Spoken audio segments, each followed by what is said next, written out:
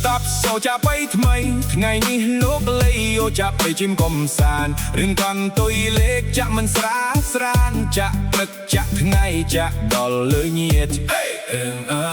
លោកមិញលោកពូកំលុះក្រមុំសូមអញ្ជើញស្ដាប់ខ្ញុំគុំអាលប្រកាយបារឿងនេះត្រូវចិត្តសូមសាយមួយផ្លេតតែសូមចាំទុកកុំយកទៅធ្វើតាម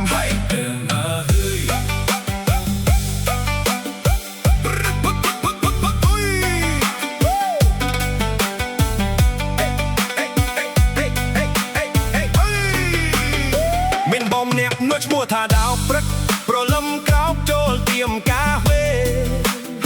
មិនទាំងលោកមកមិនហូបអីទេសួរគេថាថ្ងៃនេះលេខអីល្អ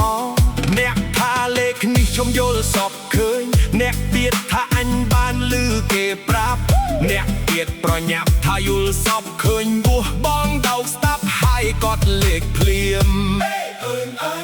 លេខយួនក៏ចាក់លេខខ្មែរក៏ចាក់ឃើញនេះឃើញនោះក៏យកមកចាក់តាំងពីព្រឹកដល់ថ្ងៃត្រង់ដល់ល្ងាចមិនឈ្នះលន់មកថាសុយមែន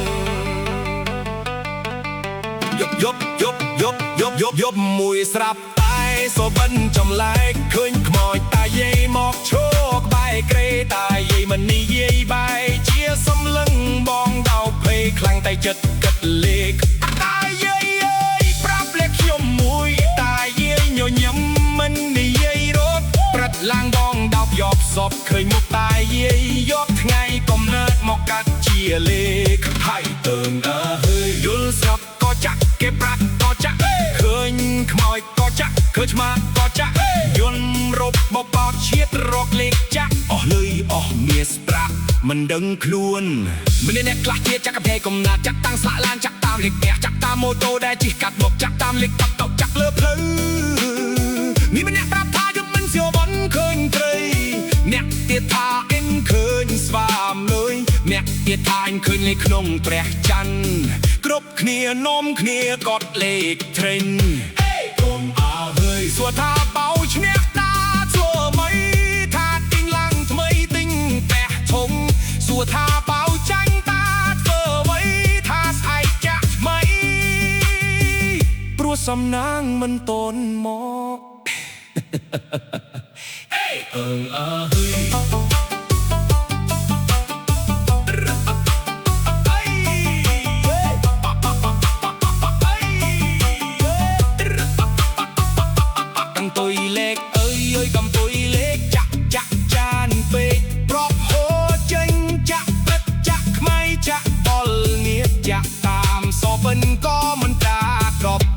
ខ្មោចតាយាយខាអស់លេខឃើ